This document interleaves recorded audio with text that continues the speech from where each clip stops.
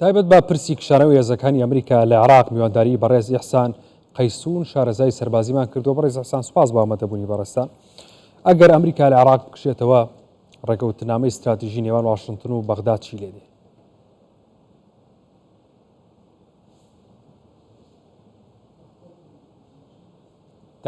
سڵاوێکی تایبەت بۆ ئێوەی بەڕێز مامۆستا محەممەد و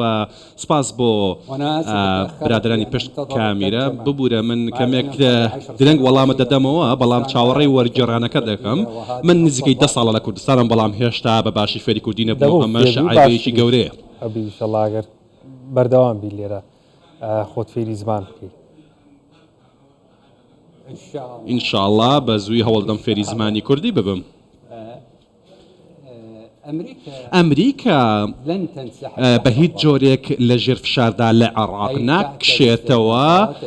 ڕاستە ڕوبەڕووی فشار و هێرش دەبێتەوە کۆی کە ئێستاکە دەیبینین. ئەو لە بەرامبەرجا وەڵامش هەیە. ئەمەی کە ئێستا ڕوودەدا سەرکەوتن نییە بۆ عێراق، ئەمە سەرکەوتنە بۆ ئێران. کشانەوەی ئەمریکا سەرکەوتنە بۆ ئێران، چکە هەموو پرۆسێکی سەربازی کە ڕوودەدات پرۆسەی سەربازی ڕوودەدات لە پێناوی بەدیهێنانی ئامانجی بەرژەوەندی باڵای گەل ڕوودەدا. ئایا ئەم ئامانجگرتنی کە ئێستاکە بۆ هەرامبەر بە هێزەکانی ئەمریکا لە هەولێر بێ یاخود لە عین ئەسەد بێ یاخود لە سووریا کە ئەنجام دەدرێت، ئایا ئەم هێرشانە لە پێناوی بەرژەوەندی باڵەکانی گەلی عێراقدا؟ نەخێر، وەڵامەکەوەیە ئەم هێرشانە لە بەرژەوەندی عێراق نییە، بەڵکو ئەم هێرشانەی گروپە میلیشیاکان دەیکەن لە پێناوی بەرژەوەندی باڵای ئێراندایە. بۆیە پرسیارەکە لێرەدا ئەمەیە، ئایا بە ئەم گروپانەی کە لە دەرەوەی یاسان کە دێن و هێرش ئەنجام دەدەن و بە فەرمانی ئێران دەیانەوێ هێزەکانی ئەمریکا دەربچێتە دەرەوە، وەکو پێی دەڵێن داگیرکەر، بە ئەمریکا دەڵێن هێزی داگیرکەر، و دەیانەوێ ئەم داگیرکاری ئەمریکا بکەنە دەرەوە بە داگیرکاری خۆیان. ئەمە ئامانجەکەیان یانێ خۆیان عێراق داگیر بکەن وەکو گروپە میلیشیاکانی دەرەوەی یاسا. بۆیە ئەمریکا دەرناچێتە دەرەوە و گۆڕەپانەکە بۆ گروپە میلیشیاکانی دەرەوەی یاسا بەجێ ناهێڵی. بۆیە ئەگە ئەمریکا بەجێ بێ لە سیناری دووبارە بێتەوە. ئەو هاوپەیمانان لە عێراق ئەگەری هەیە هێزەکانی هێزە چەکدارەکان لە عێراقا بەهێز بن، هەژبوونیان بەسەر حکوومەتی شابێ؟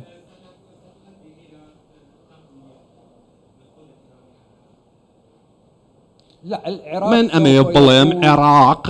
وەکو دەوڵەتێکی بەهێزە بێت و هەروەها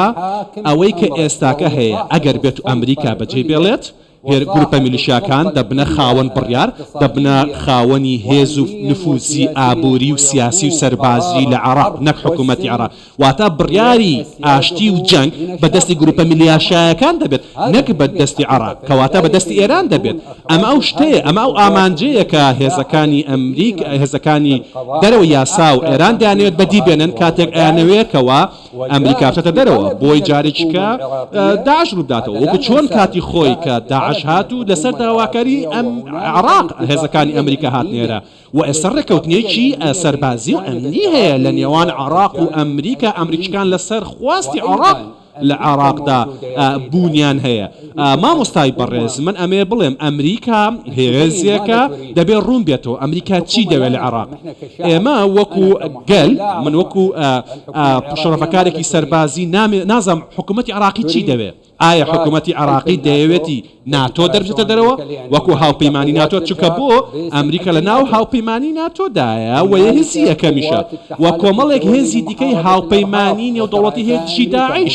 دیسان ئەمریکا سەرپەرشتیان دەکات، ئەمانە لە عێراقن. و هەروەها مامۆستای ئازیز شتێکی دیکە هەیە لە هەر ڕێکەوتێکی سەربازیدا شتێکەیە پێڵێن پاڵپشتی لۆجستی یا گرێبەستی لۆجستی. ئەم گرێبەستە لۆجستیە بریتیە لە هێنانی تەکنیکا و ڕاوێژکارانی سەربازی بۆ پەرەپێدانی توانەکانی هێزی سەربازی وڵاتێک. بۆ نمونە ئەم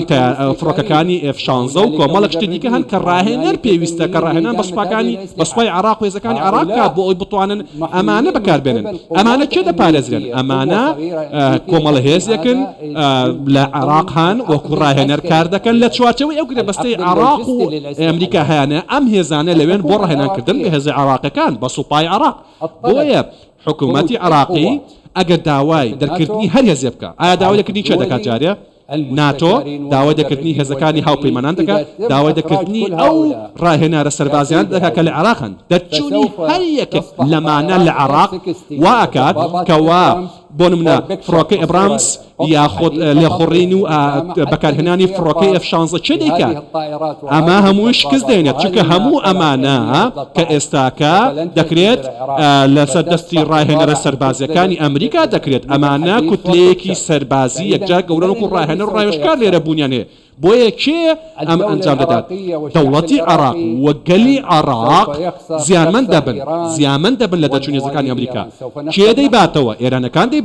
ئێرانەکان دەیبن ئێمە بۆ خۆمانەوە گەلی عێراقی دەدۆڕین ئەگەر ئەم ڕاهێنەرە سەربازیانی ئەمریکا بڕۆنە دەرەوە چکە پرۆسەی چەکدارکردنیە سوپای عێراق بە چەکی ئەمریکایە ڕاهێنەرانی ئەمریکان کە ڕاهێنان بە سوپای عێراق دەکەن بۆیە پرسیارەکە ئەبێ ئەمە بێت وەکو دامەزراوەی سەربازی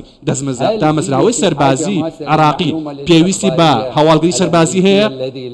لەلایەن ئەمریکانەوە بەڵێ چکە بۆ هەواڵگری سەربازی ئەمریکا یەکجار بەهێزە ئایا سوپای عێراق پێویستی بە پاڵپشتی ئاسمانی ئەمریکی هەیە بۆ شەڕکردنی داعش بەڵێ عێراق پێویستی بە هێزی ئاسمانی ئەمریکا و پاڵپشتی ئاسمانی ئەمریکا هەیە و پێویستی بە هەواڵگری سەربازی هەیە و پێویستی بە پاڵپشتی سەربازی و ئاسمانی ئەمریکا هەیە بۆی بتوانێت شەڕی داعش و گروپە تیرۆریستەکان دیکە بکات بۆیە هیچ ڕوونکاریەک نییە هیچ بەرچاوی هیچ کەسێک ڕوون نییە ئایا حکوومەتی عێراقی بۆچی دەیەوێت هێزەکانی ئەمریکا بچن دەرەوە ئامانجە چییە کە بەدی بێنێت ئەوەی کە هەیە داواکاری ئێرانە و دەوێتی عێراق بۆی جێبەجێ بکات کاتێک کەوا هێرش کرایە سەر هەولێر و مەدەنیەکان کوژران لە هەولێر عێراق وەکو ڕایگەیان کە من داواکاری و سکاڵا لە ئەنجومەنی ئاسایش تۆمار دەکەم بەڵام ئەنجومەنی ئاسایش تاوەکو ئێستاکە هیچ سکاڵایەکی لە حکوومەتی عێراق پێ نەگەیشتووە سەبارەت بە هێرشی ئێران بۆ سەر شاری هەولێر بۆ ئەمە پرسیارە گرنگەکەیە تەماشا بکە بۆیە ئەوەی کە ئێستاکە هەیە دۆخێک هەیە کە خەڵکی عێراق لاوەی کە تێناگەن و سەریان سوڕماوەڵی بۆچی ئێران هێرش دەکاتە سەر هەولێر و حکوومەتی عێراقیش سوور نییە پێداگیر نییە لە پارێزگاریکردن لە کۆی خاکی عێراق یعنی حتا وەکو ئێستا سەبارەت بە ئەمریکا ئەمریکا نردوێتی بۆ سوودانی باز لە دەرکردنی هێزەکانی هاوپەیمانان و ئەمریکا کات لە عێراقدا پێ دوایە هێزە هەرێماتیەکان تا چەند کاریگەریان هەیە لە تاوتوێکردن و خوێندنەوەی ئەو نامەیە لەسەر سوودانی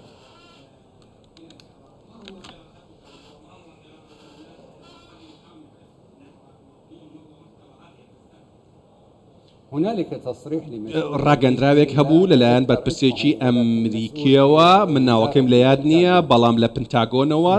ڕاگەندراوێک هەبوو کە تقریبان 2 هەفتە پێش ئێستاکە وتی ئێمە بە هیچ جۆرێک گفتوگۆ ناکەین لەسەر کشانەوە ئێمە لە چکە ساتی جەنگداین وتی ئێمە گفتوگۆ ناکەین و ئێمە لە چکە ساتی شەڕداین ئەمەش مەبەستی چی مەبەستی ئەو هێرشانی گروپە میلیشیاکان بوو کە هێرش دەکەنە سەر ئەمریکا و باسی غەزە بوو مەبەستی هێرشەکانی حوسەکان بوو بۆ سەر هێزەکانی ئەمریکا لە دەریای سوود بۆیە ئەم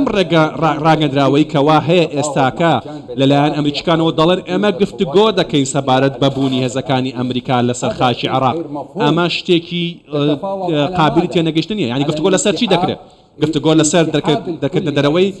هێزەکانی ئەمریکا دەکرێت ئەگەر ئەمریکا بکشێتەوە یعنی ناتۆ دەکشێتەوە یعنی هاوپەیمانی دەوڵەتی دژی داعش دەکشێتەوە یعنی ئەمریکا دەکشێتەوە یعنی کۆی ڕاهێنەرە سەربازی و ڕاوێژکەرە سەربازەکان دەکشێنەوە ئەگە ئەمانەش بکشێنەوە کۆی کە پێم وتی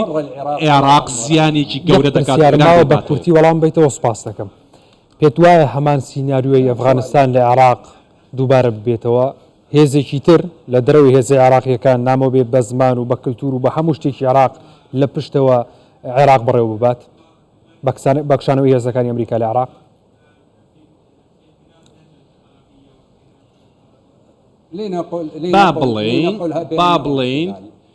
با بڵین ئەمریکا هەیە داگیرکاریە باشە ئەوان دەیانەوێت کەوا داگیرکاریەک بە داگیرکاری ئێران بگۆڕنەوە بەڕاستی ئەم داواکاریە بۆ ئەوەیە بۆیە ئەمە لە مێژوو بەلاپەڕێکی ڕەش دەنووسرێتەوە ئەو کەسانەی کە داوای ئەماکەن کەوا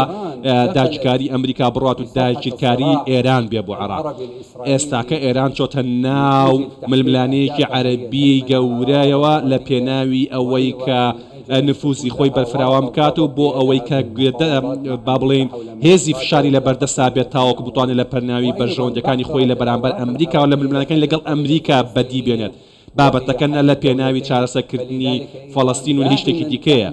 بۆیە ئێران هەمیشە کار دەکات بۆ ئەوەی کەوا عەرەب و دەوڵەتانی عەرەبی و کارتەکانی دیکە بەکاربێنێ بۆ بەدیێنانی ئامانجی باڵای ئێران نەک ئامانجی باڵای وڵاتانی عەرەبی تۆ چۆن دێی قودس ئازاد دەکەی لە کاتێکا تۆ دێی بەهۆی کارەکانی تۆ نیوەی ئەوێ وردەبێت یعنی وێران دەبێت تۆ چۆن دێی داوای ئەوە دەکەی کەوا تۆ وڵاتانی عەرەبی ڕزگار دەکەی کە تۆ خۆت داگیری بەڕێز ئیحسان قەیسوون شارەزای سەربازی سوپاس بۆ ئامادەبوونی بەڕێستان خۆشحاڵم لەگەڵمان بوویت زۆر سوپاس بۆ ئێوەش